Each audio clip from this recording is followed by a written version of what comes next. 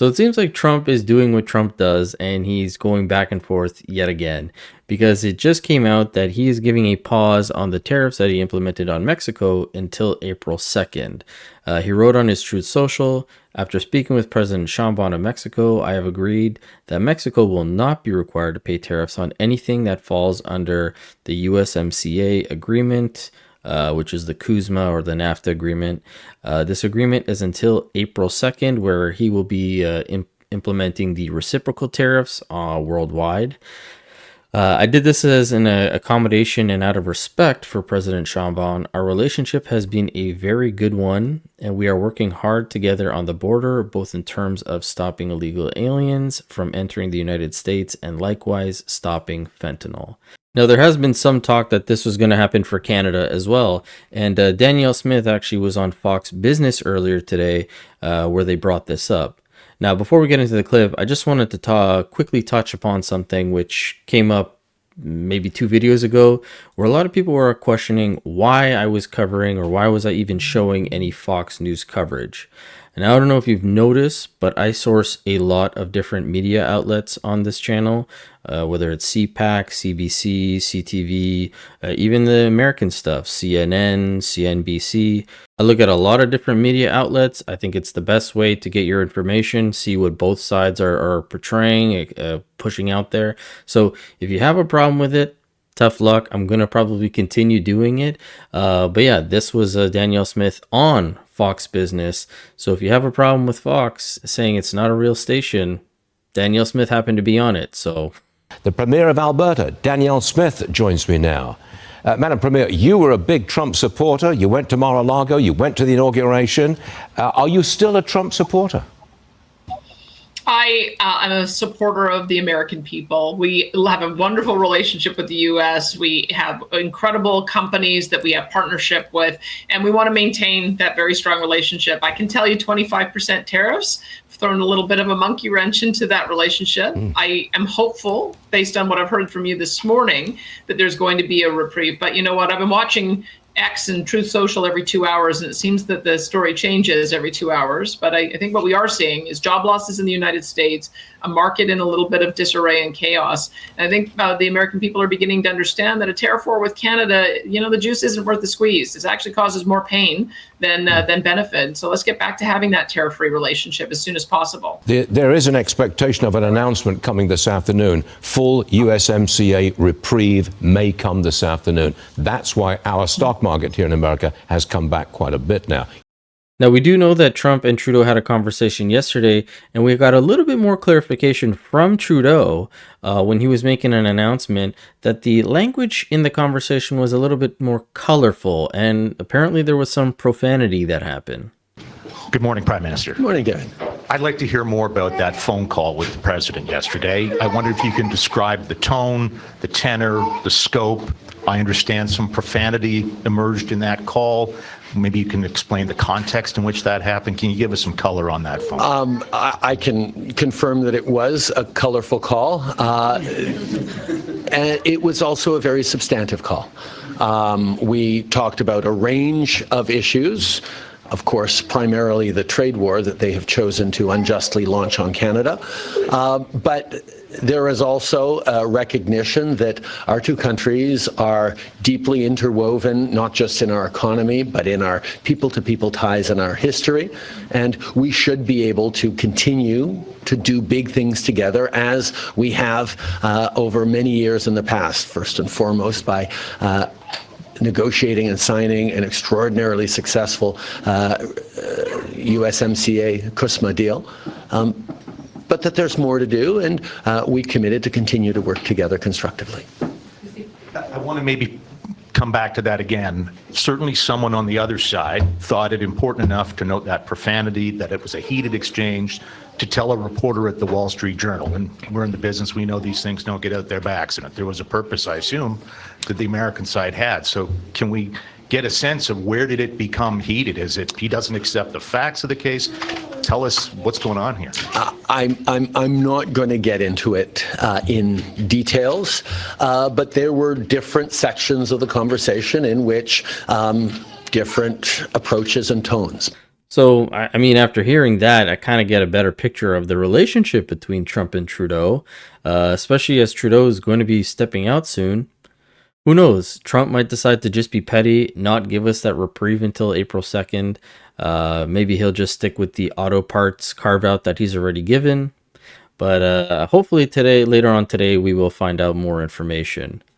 Now, on top of this, Trudeau made an announcement that he would be pumping in $40 billion more for the next 4 years in the federal government's program for the subsidized, the $10 a day childcare system. And this is going to be going on until 2031.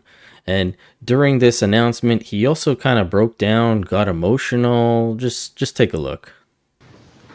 Young families and our early childhood educators and providers need reliable, long-term funding to plan for the future, to plan for Canada's future.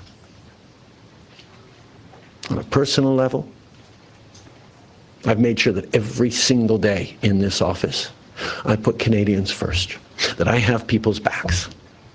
And that's why I'm here to tell you all that we got you. Even in the very last days of this government, we will not let Canadians down today and long into the future. Today, we have great news to share. We've reached a deal with 11 of 13 provinces and territories to extend current early learning and childcare agreements until March 2031.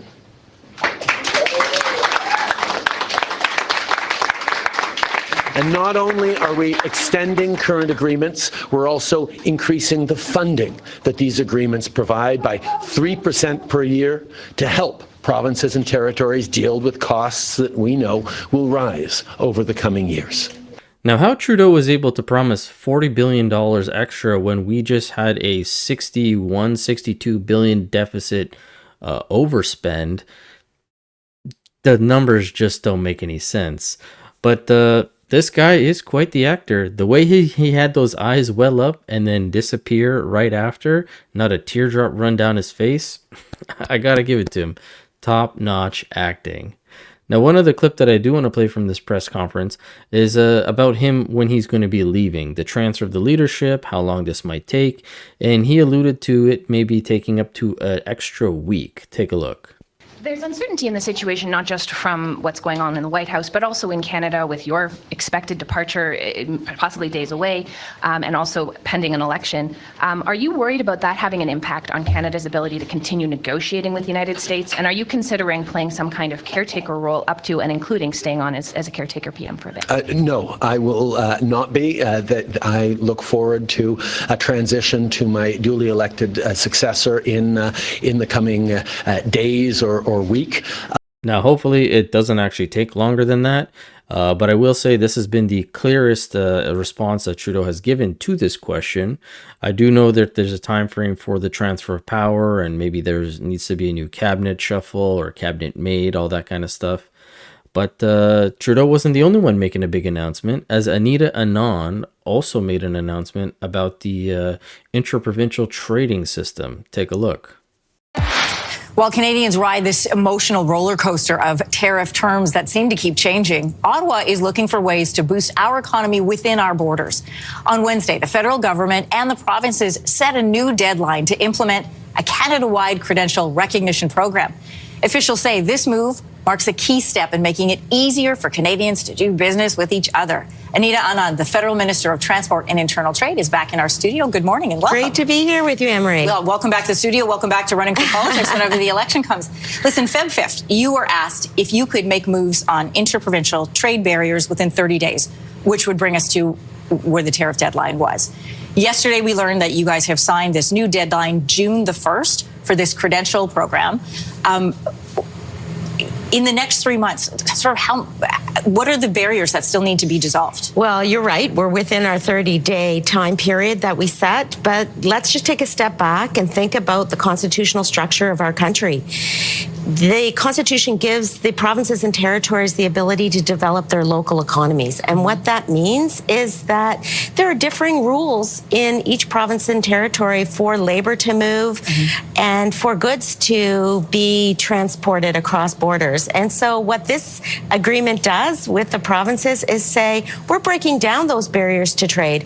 We're going to be able to add up to $200 billion to the Canadian economy without even going through Donald Trump. That's the positive message from yesterday's statement. Now, listen, I can't be really upset with any of this news. I'm very much for the interprovincial trade. I think our country needs it more than ever. So we're less reliant on the U.S. We're not put into the position that we currently are in. However, two provinces did not sign on, which was Newfoundland and PEI. And these, funny enough, are the same provinces that have the premiers who are stepping down. That's Dennis King and Andrew Furey. Now, that being said, as Anita continued to talk about this, what the benefits of this interprovincial trade would be, she, for some reason, says that alcohol is the top of Canadians' priority. Listen, people always have this question about why did it take so long, and we've learned a little bit about why it takes so long. Every province is a bit protectionist of themselves, right? They've got their own rules in place. The local economy. The local economy. They have not wanted Ottawa involved in this process before. That has significantly changed. So what industries are we going to see benefit from this new June 1st deadline? Well, let's take a look at alcohol. We are having now a pan-Canadian market for alcohol. Yeah. It's going to be much easier to buy alcohol made out of province in home jurisdictions. And that is a positive. It's what Canadians have been focusing on. And this is going to be in play within the next few months. Just back to my first question, what are the barriers? Which provinces are we going to hit some sticking points and some roadblocks? Well, Newfoundland and Prince Edward Island decided not to sign on to the free trade in alcohol idea. We're hoping they'll come along once they see that all the other provinces and territories have signed up.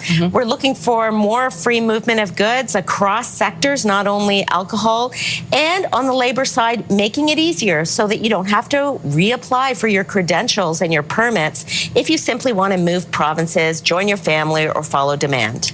Now, I like a good beer here and there, but I don't understand this whole focus on the alcohol. I mean, we did see multiple premiers come out and say that they were banning a lot of the American alcohol off the shelves, but I've never really heard somebody say, man, I really wish I could get a drink from Alberta here in Ontario or a drink from Quebec in Saskatchewan. Like, I don't really hear these kinds of conversations.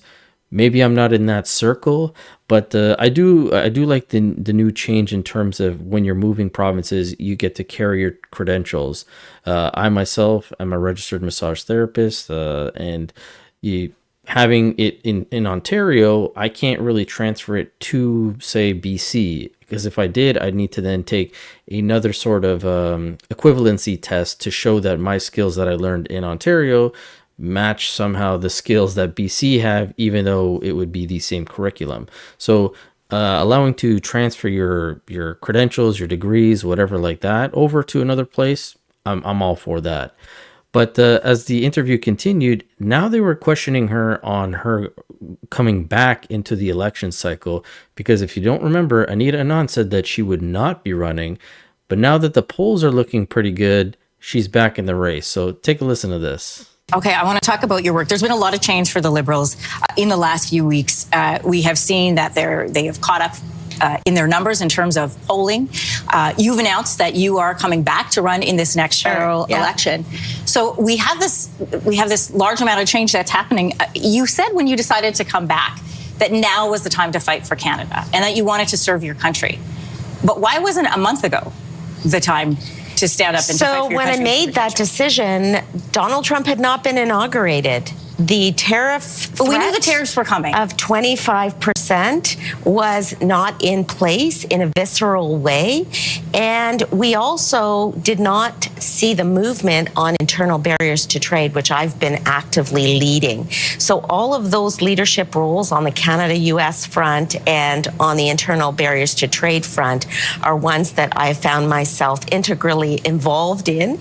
And it's a moment where patriotism must be the deciding factor. We're all fighting for our country. We're buying Canadian. We're supporting Canada. We're hiring Canadian. We're traveling in Canada. And I am motivated to continue this fight. But you were also very motivated to exit your position, to head to the U of T. You put out this big announcement. You know, the Liberals are up in the polls. This fight was going to be happening with Donald Trump before January 20th. He made the announcements. So why now? Why was now the time to come back? I don't think it's any secret that everyone wants to do their part for Canada and fight their hardest. And also, it is not the case that Oakville is an easy riding to win. It's a bellwether riding. I'm going to have to fight really hard. So the goal is to keep our elbows up, to make sure we are fighting for Canada. And that's exactly what I'm doing every day on the front lines for this country. Okay. Now, I gotta say, I do like this host. She's got a bit of pep in her step when it comes to questioning these guys. And unfortunately, I can't play the very end of this clip because the audio started just chopping in and out. So it was kind of irritating to listen to. But good on her for calling her out on saying, like, listen, you guys knew about Trump. You saw that he won. Yes, he wasn't in power, but he had already mentioned the tariffs. You knew that they were going to come in. Anita's excuse of, oh, well, they weren't tangible yet. Kind of a lame excuse, but her riding, like she said, is a bellwether one. It was her riding is Oakville, and they actually, I believe, split Oakville into Oakville East and West now. So depending on where she's going to be running, it seems like she might have a better chance in Oakville West, seeing as it's leaning a lot more into the Liberal side. When she announced that she wasn't going to be running anymore, I remember these being reversed. I'm pretty sure it was pretty blue.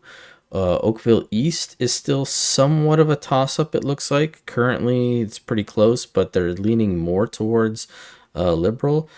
But again, time will tell. The announcement for the Liberal leader happens, I believe, as I mentioned, this Sunday.